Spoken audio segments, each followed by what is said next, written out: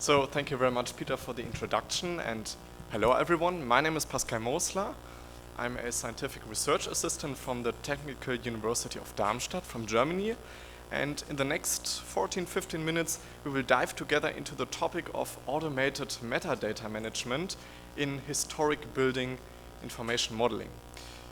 Let me say to the beginning that my main research focus is on virtual reality and augmented reality. And this paper is my and my colleagues' first journey towards HBIM. So if you have any questions or suggestions about it, please feel free to ask after the presentation as well as in course of the conference. I'm really curious about your opinion.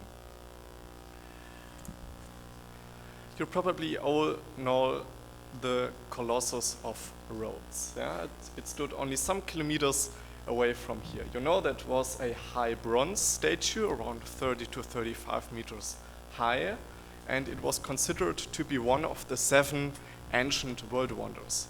Unfortunately, it got destroyed by an earthquake more than 2,000 years ago. That's the thing we know about that monument. But there are also things we don't know and we would like to know. For example, the specific location. It is not clear whether the monument really stood at the harbor site. It could also be at the Acropolis.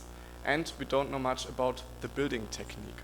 The problem is that we don't have descriptions or illustrations from people who really saw that monument with their own eyes, yeah, which survived today. We only have descriptions after the destruction, and yes, fictional illustrations like this here from the 19th century. To sum it up, the Colossus of Rhodes was one of the most famous buildings in ancient times, and most of the knowledge we lack today or we're missing was very available and present more than 2,000 years ago. But obviously there was no attempt to save that knowledge for later generations. And therefore my colleagues and I, we invented a workflow which makes it possible to collect and to process building-related knowledge.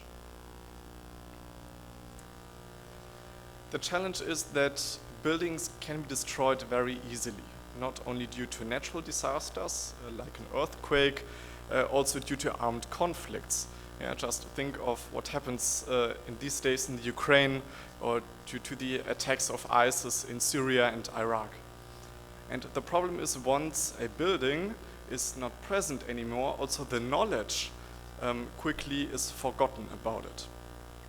But today we have some possibilities, digital possibilities. One possibility are so-called virtual museum tours. Maybe one of you have had the opportunity to experience such a virtual museum tour, yeah? It's available, for example, for the Louvre in Paris, so you can use your smartphone as a cardboard application. Then you can have a virtual reality experience if you don't want to queue in front of the Louvre or don't want to pay the entrance fee. So that can give you a really good impression of a building, the interior, but also of the exterior of a building. And this brings me to the 2 goals my colleagues and I had. At first, developing one workflow for acquiring metadata. So the metadata is the umbrella term for all data which is related to one building, of several types of buildings and ensembles, and combine them with the geometry. Because the problem is setting up such a virtual museum tour is very time consuming, and of course it only fits to one specific building. And our second goal was to ensure easy accessibility, especially for the public. Before I share with you our workflow, let's take one step back. This here is the Basilica. It's a church building near Darmstadt, and just pay attention to the very moving history of that basilica. It's one of the very few remaining Carolingian buildings in Germany. Carolingian means that it has been built in the 9th century.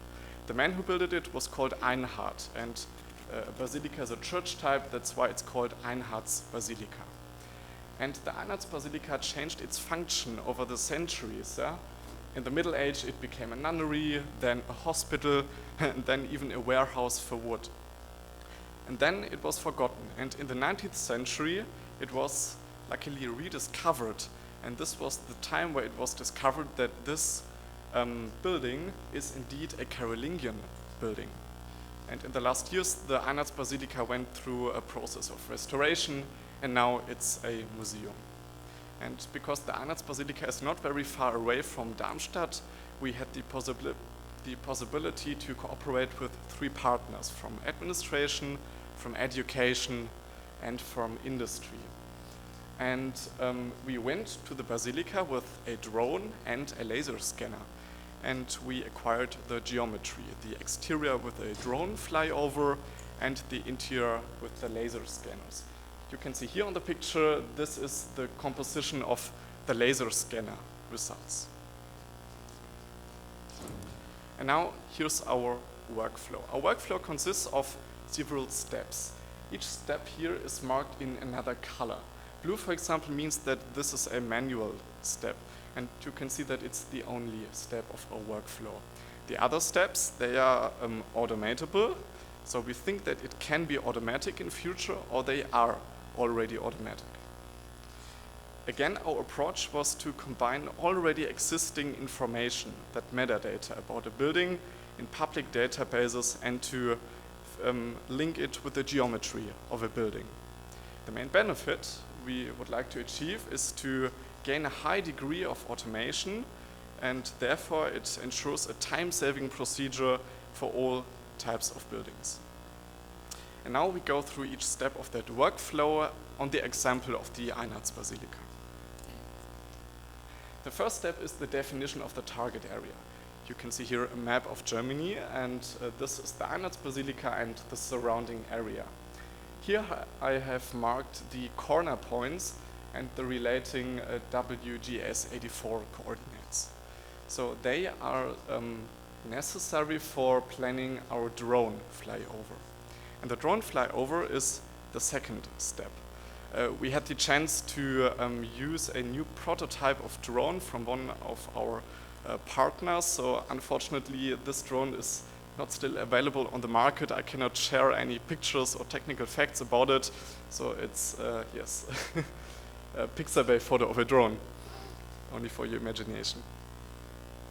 The third and the fourth step is that we take that data from the drone. It's usually a point cloud or leader or terrestrial. It's up to the drone. And then we make a 3D model out of it and import it into Unity. And you can see here the results. Yeah? That's really the Arnolds Basilica, all the data we acquired from the drone flight imported into the game engine Unity. And these 4 steps in overall, they are there for the geometry of a building. And now there comes the part with the metadata. Here again we need the coordinates of the building and a bit of the surrounding area.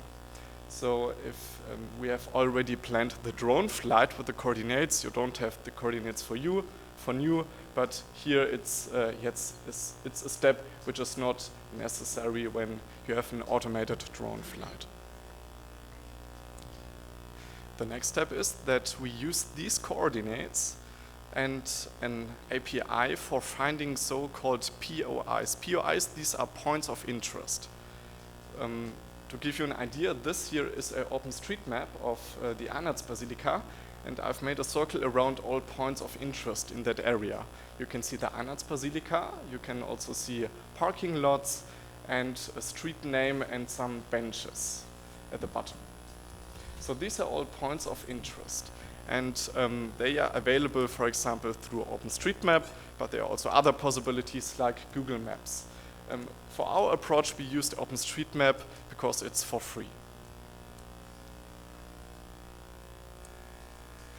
And now, when we want to gain information from that open public database, we have to make an API call. And you can see that API call here. We searched through different categories and we inserted the coordinates I've showed you in the last slides. And after that API call, we get an answer.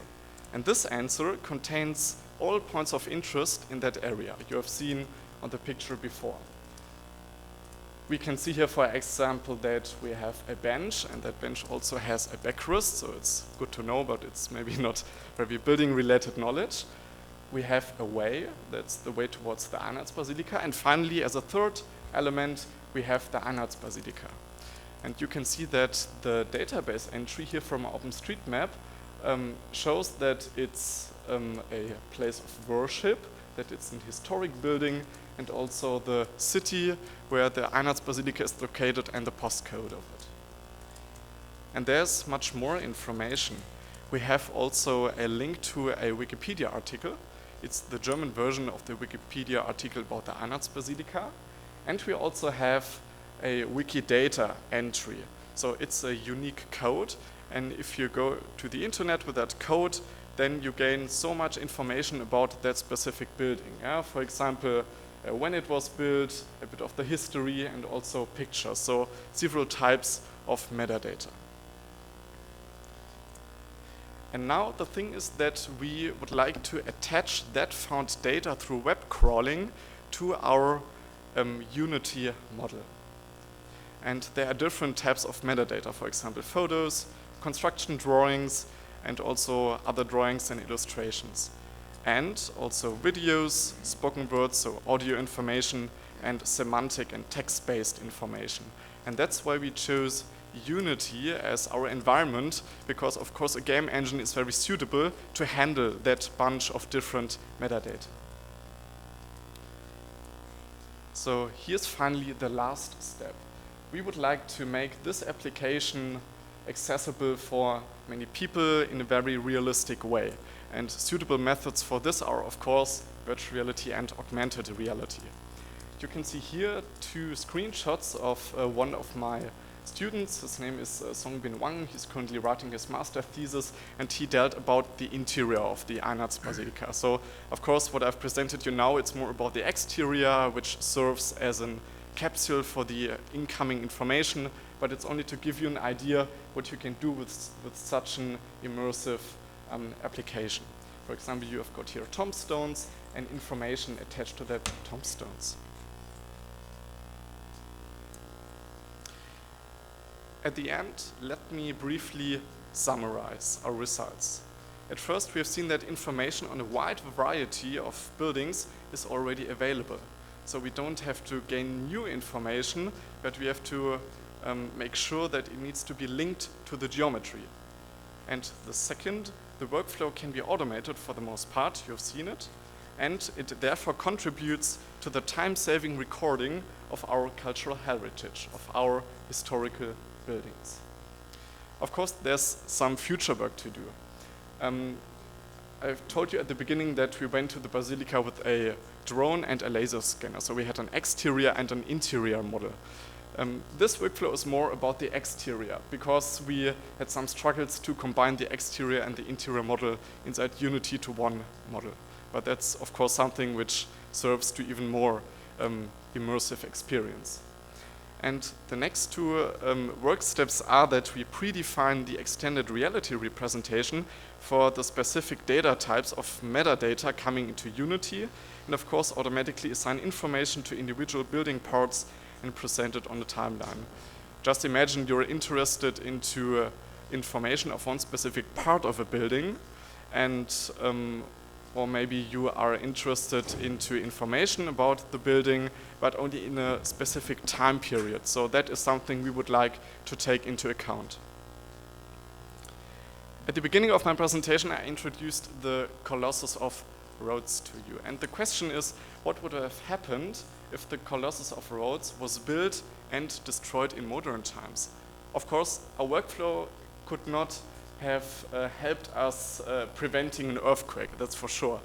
But it would have been made possible to process and to save the knowledge about that building by linking it to the geometry.